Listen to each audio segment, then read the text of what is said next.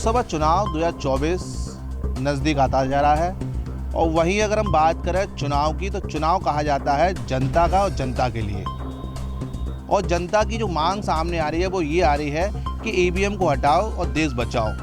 क्योंकि ईवीएम के द्वारा जो चुनाव हो रहे हैं उसमें जो जितने भी, अगर हम भाजपाइयों को छोड़ दें तो वो सब लोगों का ये कहना ये है, जनता का कहना ये है कि ईवीएम से घपलत होने की संभावना है, उसमें उससे क्या कहते हैं धांधलियाँ हो रही हैं, चुनाव एक तरफा जा रहा है, बीजेपी ईवीएम से चुनाव जीत रही है, बीजेपी के पास जनता के मुद्दे नहीं हैं, राम मंदिर और हिंदू मुस्लिम के अलावा बीजेपी के पास कुछ नहीं है, और अगर बीजेपी चुनाव जीत रही है तो वो मात्र ईवीएम से चुनाव जीत रही है। तो पूरे देश में ईवीएम का विरोध हो रहा है और प्रत्येक व्यक्ति चाह रहा है कि बैलेट पेपर से चुनाव हो। तो इसी मुद्दे को हम साझा करने के लिए आज हमारे साथ हैं अखिल भारतीय भिक्खु महासंघ के राष्ट्रीय अध्यक्ष भदंत आनंद जी। भदंत आनंद जी, जिस तरह से पूरे देश में ये चर्चा चल रही है कि ईवीएम से धांधली की संभावना बनी हुई है, बीजेपी इसका दुरुपयोग कर रही है, तो आपका क्या विचार है, क्या सही है क्या गलत है? सर्वप्रथम तो मैं आपके चैनल के दर्शकों को और विशेषकर गीतम जी को और आपके कैमरामैन को मैं शुभकामना प्रदान करता हूँ। इसके साथ साथ जो आपने मुझे प्रश्न किया है ईवीएम को लेकर के, इस संबंध में मैं दो बात कहना चाहता हूँ। एक तो ये कि पूरे देश में जब ईवीएम को लेकर के विरोध हो रहा है, ईवीएम की मशीनें पकड़ी गई हैं, बहुत सारी मशीनें जला दी गई हैं, बहुत सारी मशीनों में घपलेबाजी हुई है, यहाँ तक कि जिन लोगों ने वोट डाले उनके वोट तक उसमें नहीं है, तो मैं ये कहूँगा कि इसका कारण क्या है कि ये सरकार अपनी हरदर्मी से बाज नहीं आ रही है। यहाँ मैं एक बात स्पष्ट करना चाहता हूँ कि जो लोग जैसे प्रधानमंत्री है या उनके पार्टी के अध्यक्ष है या उनके सफेसरदार जो है अमित शाह है, ये पहले से कहते हैं इस बार 400 से पार। इनको जानकारी कैसे है कि इस बार 400 से पार जाएंगे? ये जानते हैं कि ये इलेक्शन ईवीएम मशीन से होगा, हम जो चाहेंगे वो उसमें होगा। तो इसके लिए सबसे ज़्यादा जितनी भी पार्टियां हैं, अभी जो विरोध हो रहा है, जनता विरोध कर रही है, वकील भी जो है विरोध कर रहे हैं, एक दो पार्टी भी विरोध कर रही है, लेकिन आमतौर पर मैं ये कह सकता हूँ समस्त पार्टियां मिलकर के सड़कों पर क्यों नहीं उतर रही है, वो इसका विरोध क्यों नहीं कर रही है? अगर वो ये कहे जो है कि जब तक ये ईवीएम को आप बंद नहीं करते हम किसी भी कीमत पर चुनाव नहीं होने देंगे, तो मैं समझता हूँ सरकार के बैठे हुए वो नुमाइंदे भी जानते हैं कि खाली ये भौंकते हैं, इनमें यूनिटी नहीं है और ये बाद में टाई फिर हो जाएंगे, एक एक करके वो तोड़ते हैं और अपने में उसको मिला लेते हैं। इसलिए मैं दो राय देना चाहता हूँ लोगों को। एक तो ये पूरे देश की जनता से मेरी अपील है कि आप जिस तरीके से आवाज़ उठा रहे हैं और विशेषकर वकीलों से, जब तक ये इसको बंद नहीं करें तब तक आपका अनवरत संघर्ष जारी रहना चाहिए, और जब तक जारी रहना चाहिए जब तक कि ये मजबूर नहीं हो जाए कि ईवीएम को बंद करें। बैलेट पेपर से अगर इलेक्शन कराते हैं तो इनको भय है कि हम सड़क पर आ जाएंगे। इसका क्या कारण है? जिस तरह से आपने कहा कि बैलेट पेपर से चुनाव है, क्योंकि बैलेट पेपर से भी धांधली की संभावना होती है। जिस तरह से आपने चंडीगढ़ का मामला देखा, मात्र क्या कहते हैं लगभग 30 वोट थे और उसमें 8 वोट अनवैलिड कर दिए गए और अनिल मसीह को इस समय सजा भी हो गई है। तो क्या लग रहा है कि बैलेट पेपर से चुनाव निष्पक्ष होगा या क्या कहनाएंगे? मैं इस संबंध में एक बात बोलता हूँ कि जिसकी सरकार होती है वो उस क्षेत्र के डिस्ट्रिक्ट मजिस्ट्रेट को, या कहना चाहिए उस स्टेट के चुनाव अधिकारी को, या ये कहना चाहिए सेंटर के चुनाव आयोग को, उनकी ये हिदायत होती है कि आपको हर हालत में इतनी सीटें निकालनी है। उसके लिए कोई भी घपला हो सकता है। यहाँ तक मैं तो ये कह सकता हूँ कि बैलेट पेपर को जब डाला जाता है तो बैलेट पेपर की पेटियाँ तक गायब हो जाती है, मत दूसरी पेटियाँ रख दी जाती हैं। तो यहाँ मैं ये कह सकता हूँ कि चुनाव आयोग ईमानदार होना चाहिए। हमारे देश की जो सुप्रीम कोर्ट है वो सतर्क रहनी चाहिए। हमारे देश के जनमानस को जहाँ भी इस तरह की शिकायत मिले अविलंब उसका विरोध करना चाहिए, ऑन स्पॉट उसको पकड़ लेना चाहिए। और जब तक उनकी बात को नहीं माना जाए तब तक उस बात को आगे नहीं बढ़ने देना चाहिए। केवल आवाज उठाना और उसके बाद ठंडा हो जाना, यानी सोडा वाटर की बोतल की तरह से एकदम झाग देना और उसके बाद में शांत हो जाना, इस क्रिया को देख करके ही सरकार सोचती है कि ये कुछ दिन चिल्लाएंगे उसके बाद शांत हो जाएंगे।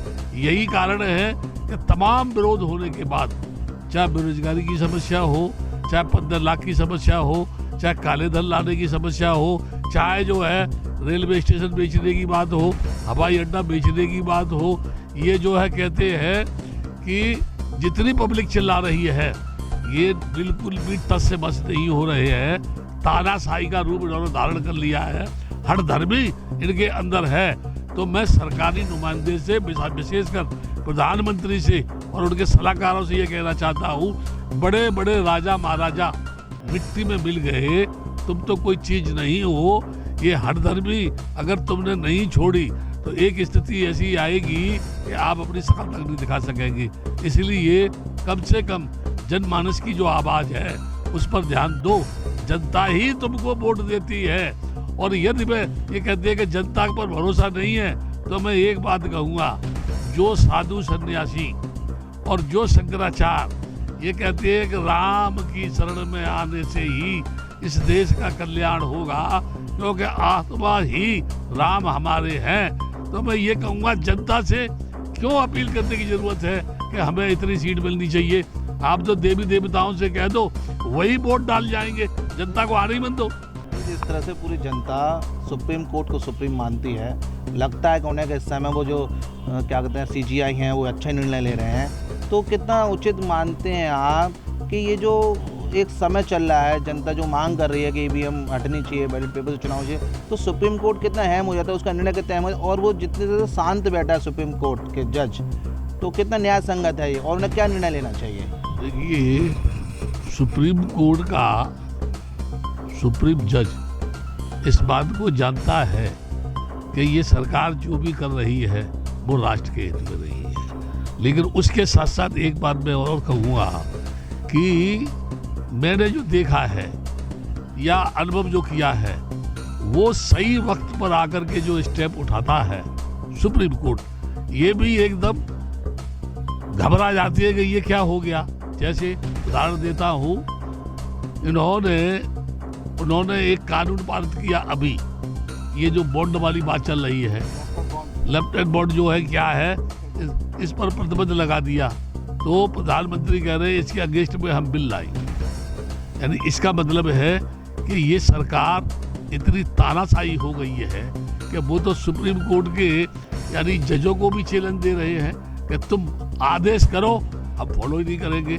लेकिन मैं ये जानता हूँ, अगर ये हठधर्मी सरकार की चली और सुप्रीम कोर्ट शांत रहा तो सारी दुनिया में सुप्रीम कोर्ट नंगा हो जाएगा और सुप्रीम कोर्ट के लोग बोलेंगे कि जो उच्चतम न्यायालय होता है, जब उसके पास न्याय नहीं है, जब जनता उसके पास जाती है, जब सरकार भ्रष्ट काम करती है और सुप्रीम कोर्ट में लोग जब जाते हैं, अपील दायर करते हैं और सुप्रीम कोर्ट उस पर अनदेखी करे, उस पर ध्यान नहीं दे, तो मैं समझता हूँ सुप्रीम कोर्ट की ये बहुत बड़ी कमी होगी, बहुत बड़ी गलती होगी।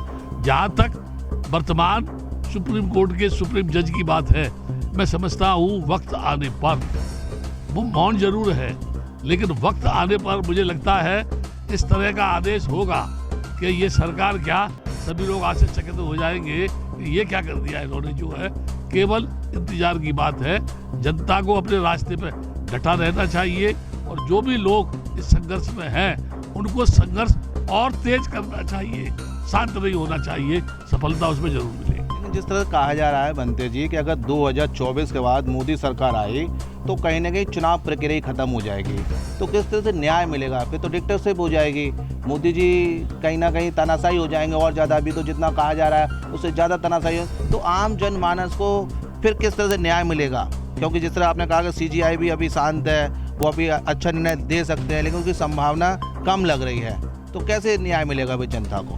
मैं तो जनता से ये कहूँगा, जनता ये जान चुकी है ये प्रधानमंत्री झूठ बोलता है, ये प्रधानमंत्री जुमलेबाज है।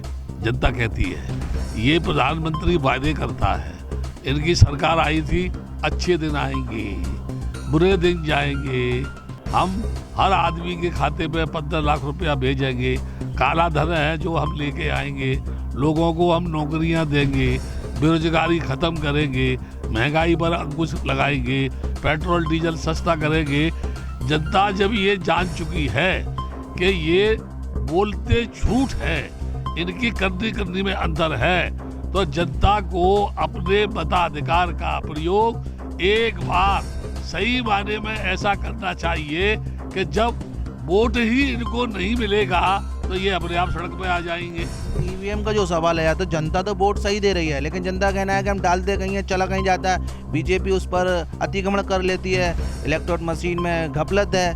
तो फिर जिस तरह से आपने कहा कि भाई नेता सामने नहीं, अगर नेता अगर ये मान के चलिए, अगर नेता ये विरोध कर दें कि हम चुनाव ही नहीं लड़ेंगे जब तक ईवीएम नहीं हटेगी, तो क्या ये निर्णय न्याय संगत रहेगा?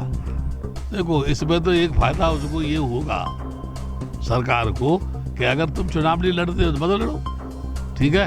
अब हम लड़ेंगे, कहते हैं कि उन्होंने बहिष्कार कर दिया चुनाव का, तो हमारी इसमें गलती क्या है? इसलिए मैं ये कहूँगा कि ये मसला बहुत गंभीर है और इस गंभीरता को और जनता के विरोध को देखते हुए ये सरकार कितनी भी तानाशाही बन जाए, लेकिन इसको जनता के सामने झुकना पड़ेगा, क्योंकि सरकार जनता के द्वारा जनता के लिए चुनी जाती है। और अगर जनता की बात नहीं सुनी जाएगी तो निश्चित तौर से ये सरकार जमीन पे आएगी, ये अपने आप को बचा नहीं पाएगी। तो ये थे बदंत आनंद जी। आनंद जी ने बहुत अच्छी बात कही है कि जब तक सुप्रीम कोर्ट पर विश्वास कायम है तब तक शायद संभावना ये है कि ये देश बचेगा, क्योंकि सुप्रीम कोर्ट ही एक ऐसे जो सुप्रीम कोर्ट के जज हैं वो निर्णय लेते हैं कि सरकार पर कितनी पाबंदी लगाई जाए। वहीं अगर ईवीएम को पाबंदी लगाने की बात है तो बदंती जी का ये कहना है कि प्रत्येक व्यक्ति को, जो वोटर है, जो जानता है कि इलेक्ट्रॉनिक मशीन से ईवीएम से गलत हो सकती है, तो उसे उसके विरोध में आना होगा। जो राजनीतिक दल हैं उन्हें भी इसके विरोध में आना होगा, और जब तक ये पुख्ता तरीके से इसके विरोध में नहीं आते और ईवीएम से चुनाव होता है तो फिर बीजेपी को फ़ायदा होगा। लेकिन वहीं एक बात और की कहना ये है कि कोई भी व्यक्ति कितना भी तानाशाही हो जाए, लेकिन जनता उसको एक दिन सबक सिखाएगी। जो मोदी जी के बारे में ये कहा जा रहा है कि मोदी जी लगातार ईवीएम से चुनाव जीतकर जनता में तानाशाही फैला रहे हैं, तो उनका भी एक दिन अंत आएगा और वो अंत वो खुद नहीं झेल पाएंगे। इससे बढ़िया ये है कि जिस तरह ये कहा जाता है कि हम संवैधानिक तौर से सरकार चला रहे हैं, तो उनकी भी जिम्मेदारी बनती है, जो सरकार में नुमाइंदे हैं उनको भी समझना पड़ेगा कि जो चुनाव होता है वो जनता के लिए, जनता के द्वारा होता है, तो इसे ईमानदारी से निभाएं। और जो चुनाव है, जो 2024 का लोकसभा चुनाव है, वो जब तक ईमानदारी से नहीं होगा, जनता को न्याय मिलना संभव नहीं है। तो फिलहाल देखना ये होगा कि जो ईवीएम का विरोध जो चल रहा है, वो ईवीएम का विरोध किस तरह सफल होगा। क्या सुप्रीम कोर्ट इसमें कोई अहम निर्णय लेगी, और अहम निर्णय लेगी तो कब लेगी? 7 इंडिया न्यूज़ के लिए भगवान सिंह के साथ गीतम सिंह।